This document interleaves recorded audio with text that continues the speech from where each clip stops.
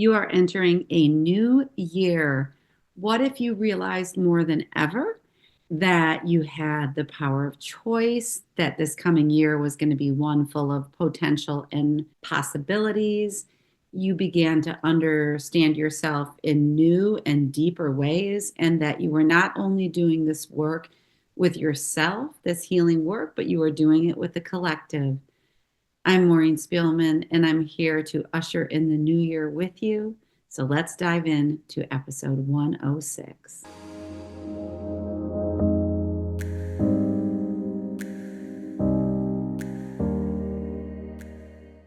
Hi, and welcome back to Mystical Sisterhood. This is your host, Maureen Spielman, and I am broadcasting here on January 1st, 2025.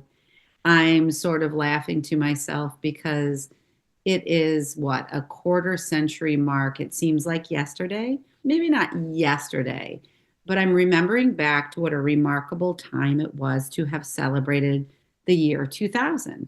And if I look at my own life, so many changes have happened since then. In 2000, I was married. I was working as a speech language pathologist. I had not yet had my first child. I was newly living in Chicago after a stint in New York City. And I was a really, really, really different person than I am now. I was beginning, I believe, if I look at that 25-year-old younger self, I think I was probably on a growth path, beginning of one.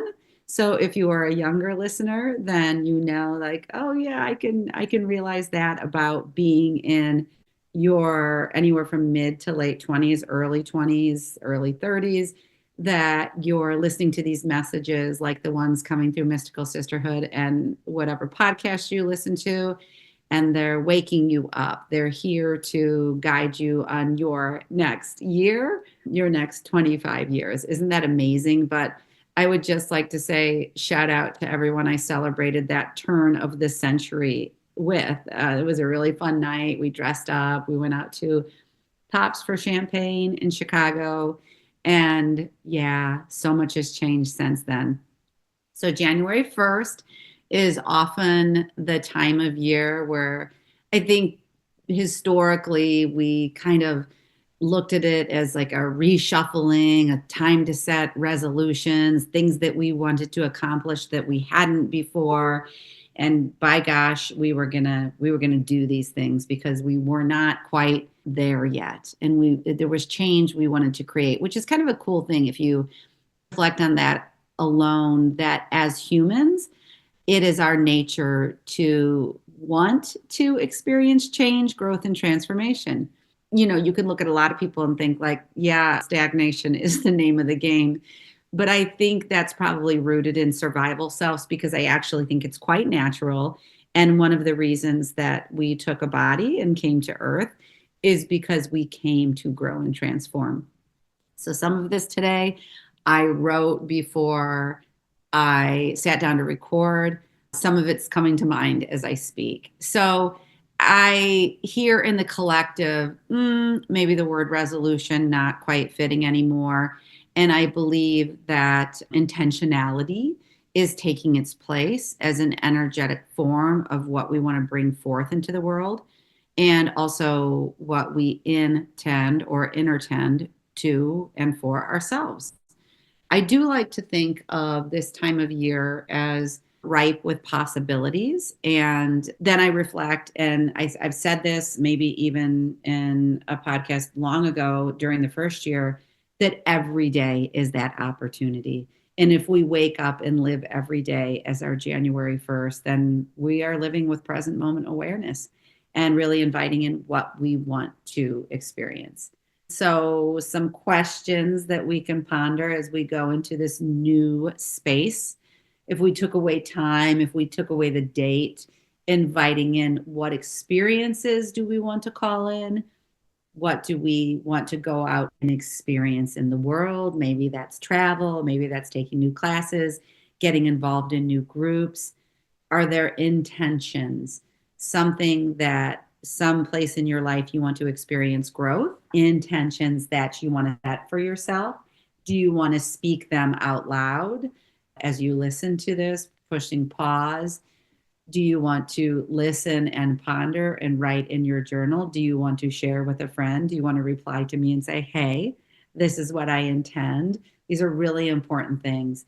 Really, we're at a very energetic time, regardless of the date, really calling in what we want more of in our life. And I will sit here and tell you that when you are committed to your path of really knowing and remembering your truth, your essence, who you came to be, that it is a natural byproduct that you begin to experience and attract more of what you want in your life. So it's not that you need to go out and make these things happen. These days, it's more about our being, committing to ourselves, doing the work on self care, self love, unconditional regard for ourselves, and the abundance principles and the manifestation, they're yours, they're here for you. So just even naming, what do you want more of in your life? That's what I'm calling in. More joy. When I experience laughter in my life, I realize I want more laughter. I want that every day. What if I could have just that full out belly laugh every day? Sign me up. I'm first on the list. What qualities in your life are you loving right now? And how can you design your life really to call in more of those qualities? And what do you want to experience more of in 2025? It's a great question. And I think it's here for all of us. So let those marinate. Allow yourself to take up some space to inhabit the you are becoming. We are each in the process of remembering our truths and how we are here to live those truths out in this lifetime. I sit here as a reflection of your divine self. I know without a doubt that one of my reasons of being here on this earth plane is to recognize and see others' brilliance. Of course, the task was also to see my own, which has been a journey. You're on a journey, you know that. You're on a path of seeing your own brilliance. You know how this works. So we can choose this path of knowing that there is more here than meets the eye. So the brilliance I see is not necessarily in the physical self you have come to inhabit, but it's the essence of who you have come to express. And that has been something that I think has come from choosing to do a podcast, and all of a sudden sitting in front of tens of people, which will just exponentialize and turn into hundreds of people as time goes by. But being able to see and recognize and witness and rejoice in their brilliance. And if everything is a mirror, that likely means that I am learning how to do it for myself. So this journey is really important. It's really important to see each other's abundance, just what you are here to shine and bring, the things that we didn't recognize as true gifts when we were younger. And I think for many people who are empaths, or your skill set has not resided in traditional areas like math or science, it's like, well, who am I? Like, what do I really have to offer? These gifts, qualities, whatever you want to call them, they're who you are.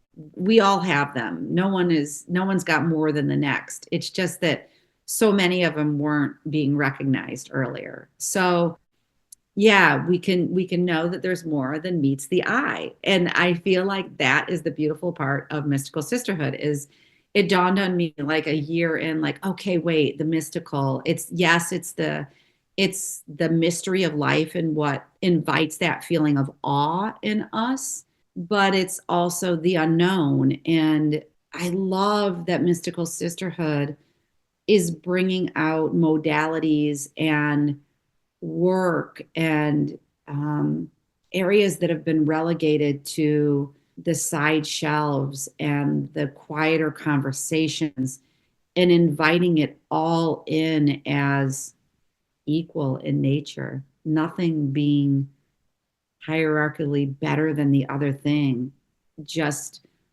leveling the playing field. And I always go back to conscious parenting and saying one of the finest elements of conscious parenting is there is no hierarchy in parenting. There is zero. And that my children have come to teach me as much as I ever came to teach them. And, I think it was pointed out in some reading that I did or speaking to some spiritual sage that sometimes our children come in with more wisdom and maybe even, I guess I'd say, more past lifetimes or more experience than the parent they are with. So I love anything that sort of blows what we used to think out of the water and really has us examine it because we're here to do that too. Remember also that everything, this is my perspective, but I'm going to say it, everything is transmutable. Mystical Sisterhood and the messages here are a vehicle or a portal for your transformation. So just like what we see on the outer is up for transformation, anything on the inner is as well too. And I think my intention of having this a place of plentiful and abundant resources here for you, that you hear exactly the right thing at the right time, you share it with a friend, a coworker, whom you think might benefit from it. That's the way this life works, this game works. It's like things just become exponential. And I'm so excited because I'm putting together, probably be ready about 2 weeks after the new year, a Mystical Sisterhood resource guide in which I've invited those who have been on the podcast to come and share wisdom within this resource guide. And then if they were called to it, this resource guide would be a place where you learned about the modality. And for some, were able to experience, some sort of discount given through Mystical Sisterhood for you to go try the services and see how they work for you. So I love that because to me, that's a new era of collaboration. I'm going to stand by my words and say, I want to elevate you as a woman, as a friend, as a exemplar of how the divine feminine looks now on the planet. Let's go. Let's do this thing. Let's move into a new energy field around how we support and recognize one another. So you can see I'm really passionate about this and just so excited for everything that's out there. I hope it's contagious. I think it's the new way of being. I'm starting to have these conversations with fellow business owners. What do we want that collaboration to look like? So I could go on, but what this new year is bringing us is for Mystical Sisterhood. And this endeavor, I believe, is exciting. It's full of energy, full of potential. And I just feel like it's going to be this year of growth and expansion, possibly like we've never been privy to. And I invite us to sit in that space. The what if this coming year was that year for you? And I also realize that not all of us are ready for the changes that are coming. But if you've had this spark within you that like, not sure I quite buy what Maureen is selling over in her corner, I just invite you, if you're listening for a reason.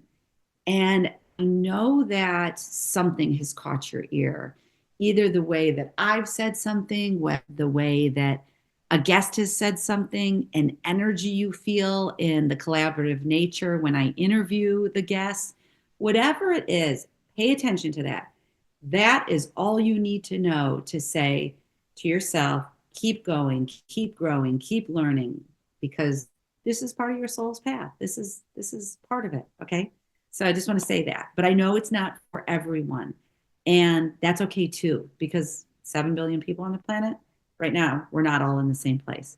So I'm just wondering for you, like, how does this resonate and land with you? Are you feeling it too in any way? Do you feel changes beckoning? Are you feeling excitement for what's to come? I really love these kind of conversations. And I want to say, hang with the kind of conversation that fuels you, that gives you energy, that keeps you coming back for more. So I just wrote down a few of my invitations for you to consider this year for yourself to just keep as themes or through lines for possibilities and perspectives. The first one was make it a year of choices, your choices. Since I was a young girl, I think I knew as early as my teens, maybe earlier, that the power of choice was important to me. We all came with a soul's mission, a soul's curriculum. So, what's true for me may or may not be the same for you, but the power of choice was a value that I was attracted to really, really young. So, I think I chose a family, a big Catholic family, sort of Irish Catholic coming down. I was fifth of six children, and there were many, I'm going to say, guideposts or guidelines, especially espoused to age, but just to give you a marker of when I was born. I was born in 1969. So, families coming out of the 40s, 50s, 60s. My parents were born in the late 30s. So, choice wasn't a thing that you got, right? So, when I grew up in this Catholic home, we did as we were told. It was kind of funny. Like, I was kind of surprised by this, but I used to take my kids to my gym. That's like a play place where you bring your kids so they can romp around on, a bunch of apparatuses. But they used to say, and this was like early 2000s, 2000 to 2010, you get what you get and you don't get upset. And I thought that that was really fascinating because that does not give me much choice. First of all, it gives me no choice and it tells me how to feel. Both things that I'm a big fan of. But anyway, I digress. So, how we acted, how we looked, how we dressed, that was all sort of like, okay, this is the way that you do things or supposed to do things. And I think the persona of the family I grew up in definitely gave the perception to the outsider of the white picket fence. But we all know that even if we grew up in a house like that, that's likely not what was going on in the house because we all have our work to do, right? But anyway, I think not having many choices as a kid, it was just like this place, even when I was a teen, like I just fought against it. I wanted choice.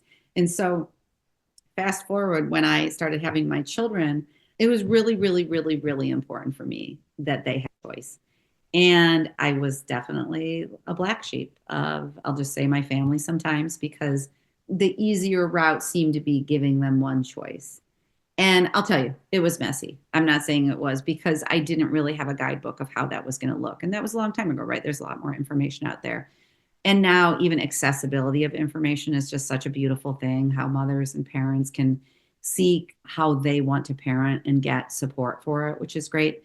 But I say this all about the power of choice because I really have tried to seed it in my own family. I make it a value system of mine to give other people choices. And that was all born of where I came from. But it can be super empowering to give another human being the choice and to have the choice for yourself. Where can you give yourself more choice? And also, when we have one choice, we're talking about that's very constrictive or contracting. And then the more choices we have, if you're watching on YouTube, I'm using my hands, the more choices becomes more expansive. So my hands are energetically coming apart, away from each other, creating more energy around that. You see how that works? Constrictive, contracted, one choice, not a whole lot of energy going on. Giving more choices, you're opening up potential and possibilities. So I have to say, Christina Trefero she was on an episode 101, and her business is called Spiritually Curious. And she's teaching me how to be in my body more, to understand like what is the choice I want to make in the now. She's exceptional for anyone who wants to visit her work. But what is the choice I want to make in the now, and giving myself permission? Just because I did something yesterday doesn't mean I have to do it the same way today, because the intelligence of my body and how I'm feeling might actually be steering me in another direction. So that's been a really cool, quote unquote, body of work that I'm tapping into. She's been teaching me how to listen to the cues and information to make the best choice for today, for the morning today. So, some questions. How will you exercise that power of choice for this coming year? Will you choose to leave a relationship? Will you pursue new ones or surround yourself with like minded spirits? Will you choose to let go or make strides towards letting go of some outer identification that no longer serves you? Sugar, alcohol, smoking, shopping, outer validation. Will you choose to set new boundaries when it comes to putting yourself first? Remember, every day is a new choice. All right. My next invitation is to consider that your life holds more possibilities than you can even fantasize about. Here's a little looking back in order to look forward. 2 years ago, I started this podcast. So I'm all the time having new insights and revelations about mystical sisterhood. What I know more and more is that we are absolutely not only our physical self and our mental self. So our physical body and our mental body. I'd say from my own experience, that's what I always identified with. Like I'm my body, I weigh this much, I move this much, it does these things for me, I treat it this way, all the things. And then my mind, my thoughts. And I think in recent years when I've been doing this work is that then I've learned much, much more about how our emotional body comes in and also our spiritual self. And so mystical sisterhood is acting as a bridge. This is kind of what I'm getting as I go about this journey is what's offered here acts as a bridge between our physical human, like boots on the ground life. I am this body, I am this mind, and reaching over to this mystical, spiritual side of life, introducing concepts and modalities or ways of thinking that you may not be familiar with yet. Mystical being, like I said earlier in the podcast, inspiring a sense of spiritual mystery. If you've been open to the messages, wondered how they are for you, I believe you are likely in this process of ascension. And by the way, here for all of us, but we may not have awakened to it yet. So if you're listening and you're like, I don't know what the hell she's talking about, then maybe not quite there. But if you're listening, a clue that these messages are for you.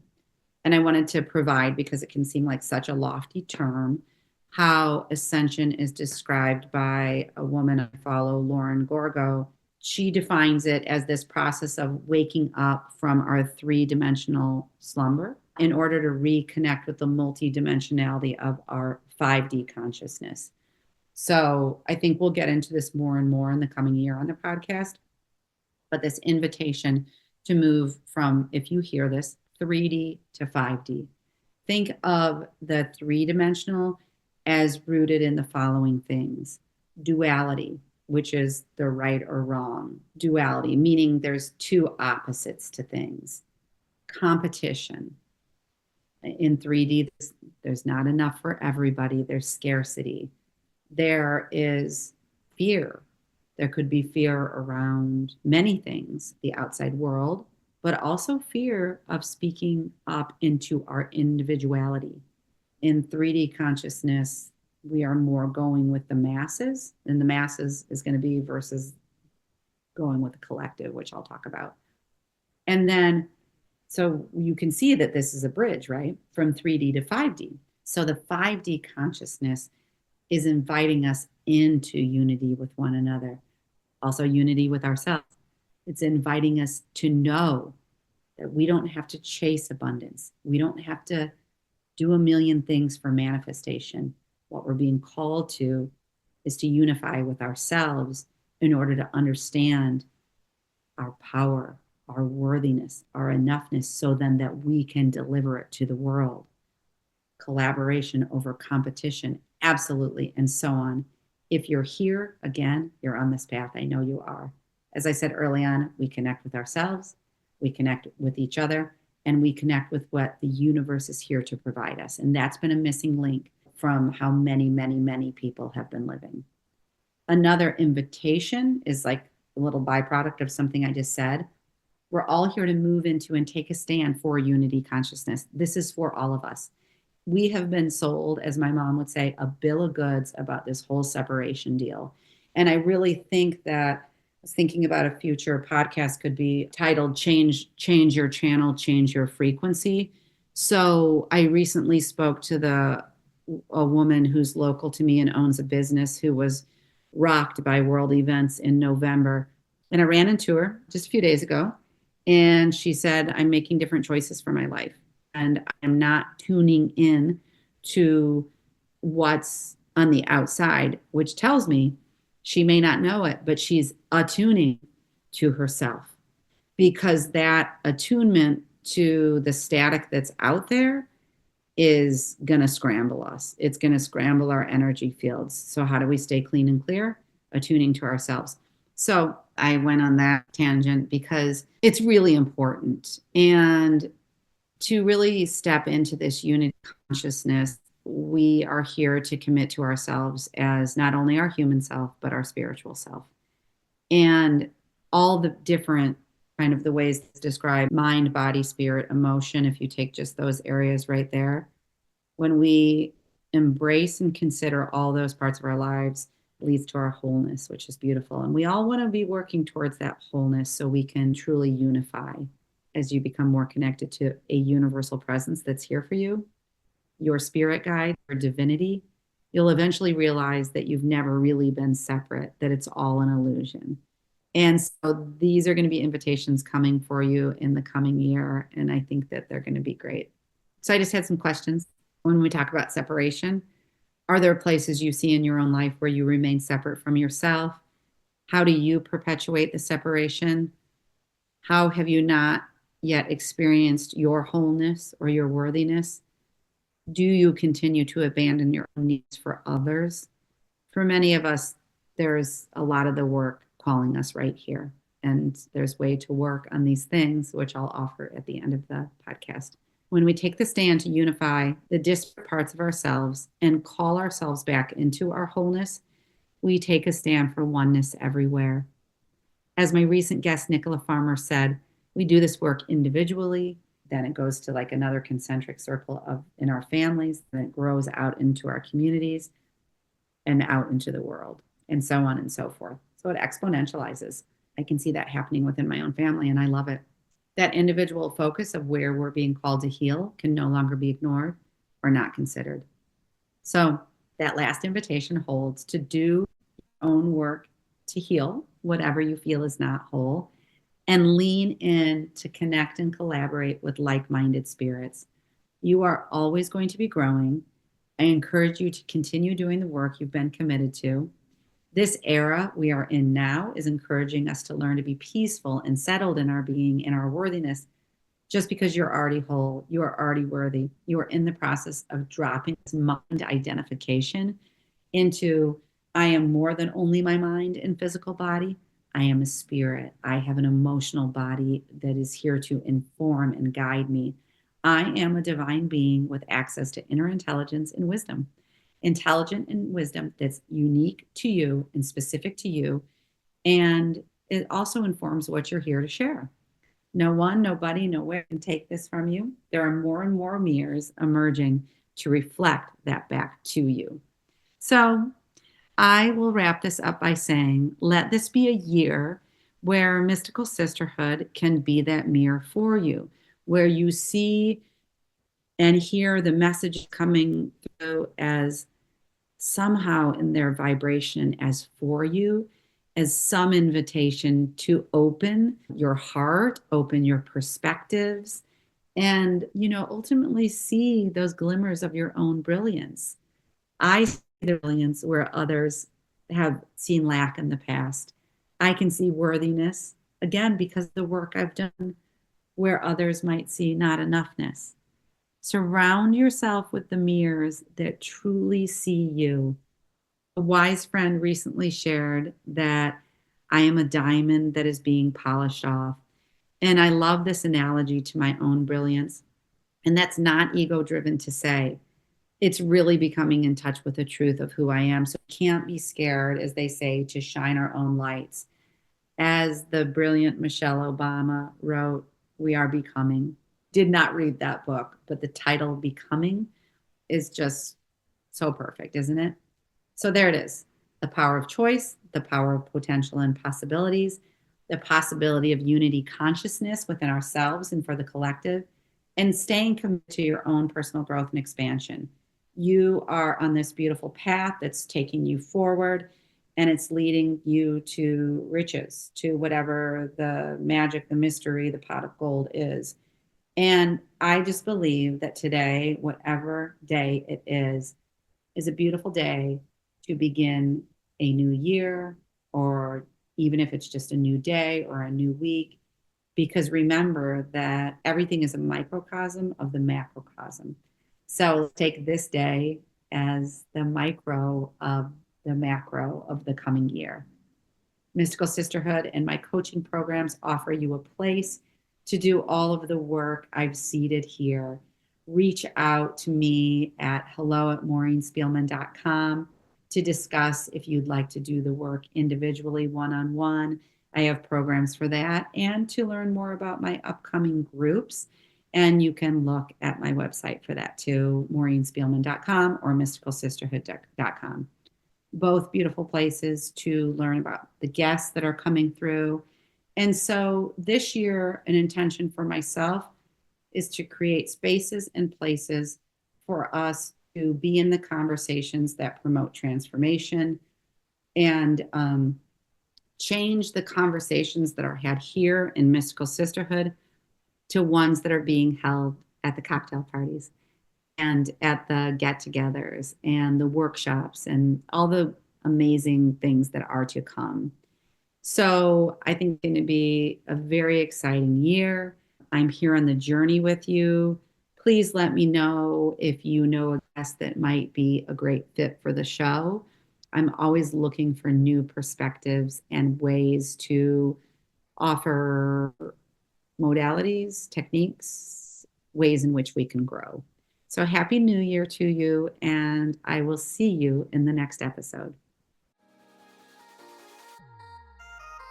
Thanks for listening to this episode of Mystical Sisterhood. To learn more about my one-on-one coaching programs or join the Mystical Sisterhood membership, visit maureenspielman.com or mysticalsisterhood.com. Thanks so much. I'll see you in the next episode.